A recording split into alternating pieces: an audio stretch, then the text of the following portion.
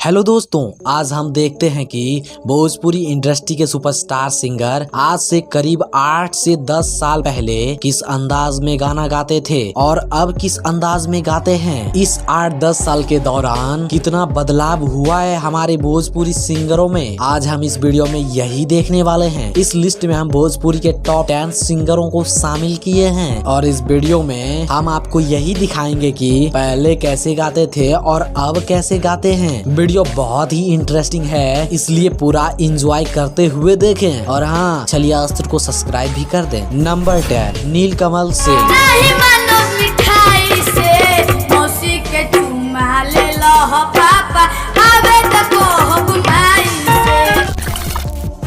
जब कोरा में तो छोट लगे देवारा। नंबर 9 टुनटुन यादव।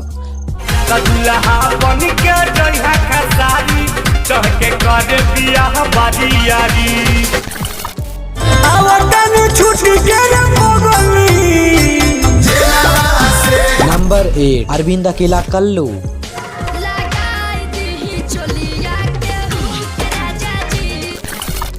उड़ी डॉलर तोरा गाल ढोलक झाल। नंबर 7 चंदन चंचल।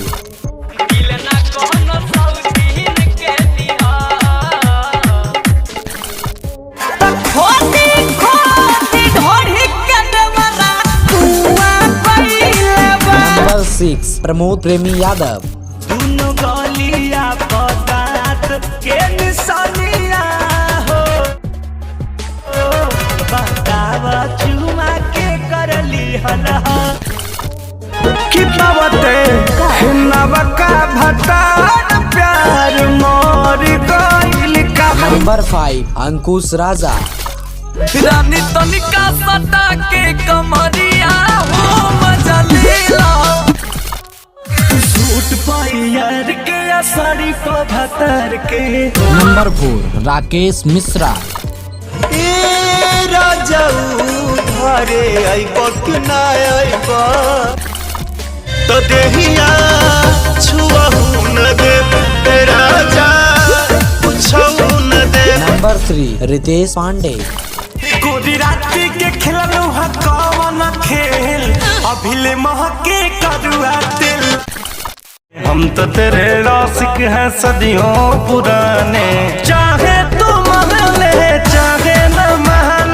नंबर 2 पवन सिंह। आओ पर सास लाला का रस हो तरकारी के बिना ना। तोहरा पिया जी के दिलावा टूट जाई। Number 1 trending star Khesari Lal Yadav. लूजारा में रानी लूजारा में कुछ दिन करे दादू जरे अपना लूजारा में। राजा जी हलके मुस्कुराई। दोस्तों, आपको इनमें से सबसे ज्यादा सुरीला एवं सुंदर आवाज किसका लगता है, हमें कमेंट में जरूर बताएं। और हाँ, वीडियो पसंद आया हो तो चैनल को सब्सक्राइब करके वीडियो को एक लाइक भी जरूर कर दें। धन्यवाद।